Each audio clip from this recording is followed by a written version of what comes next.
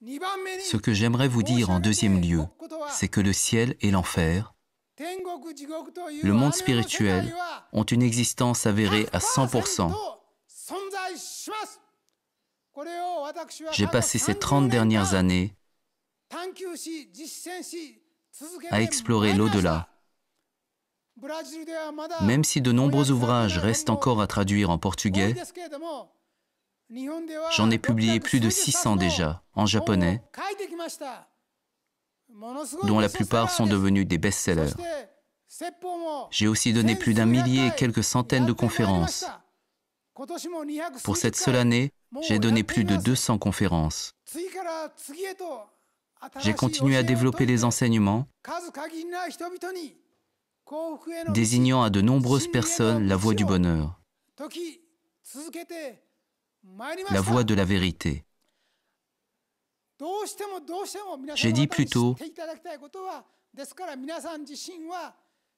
qu'une partie de la lumière de Dieu est présente en chacun. En d'autres termes, votre corps physique n'est pas vraiment vous. Seul votre corps spirituel ou votre âme constitue votre vraie nature. Assurez-vous de saisir pleinement cette vérité. En bref,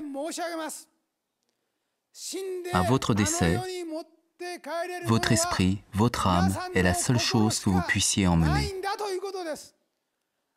Vous ne pouvez prétendre à rien d'autre. Aucune des choses que vous possédez dans ce monde, habitation, argent, vêtements, ne peuvent vous accompagner dans l'au-delà. Votre formation ou votre position sociale ne vous seront non plus d'aucune utilité. Votre esprit est bien l'unique chose qu'il vous sera permis d'emporter là-bas. Dans le monde spirituel, le seul objet de débat sera de déterminer si votre esprit est beau, pur ou riche. Seul le contenu de votre âme prime. Souvenez-vous que, lorsque vous passerez les portes du ciel, vous devez laisser derrière vous tout ce que vous possédez en ce monde.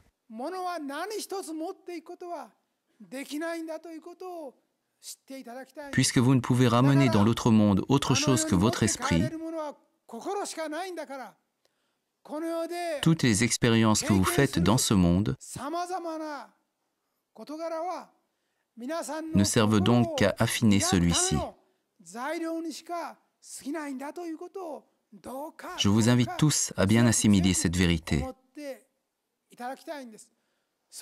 Le but de la vie converge en ce seul point. Dans ce monde, personne n'échappe à des difficultés, des oppositions, des revers ou des ruptures relationnelles.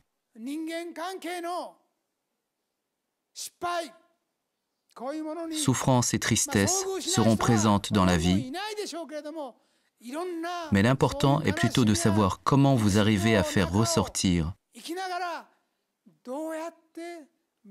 la splendeur de votre cœur dans de telles conditions.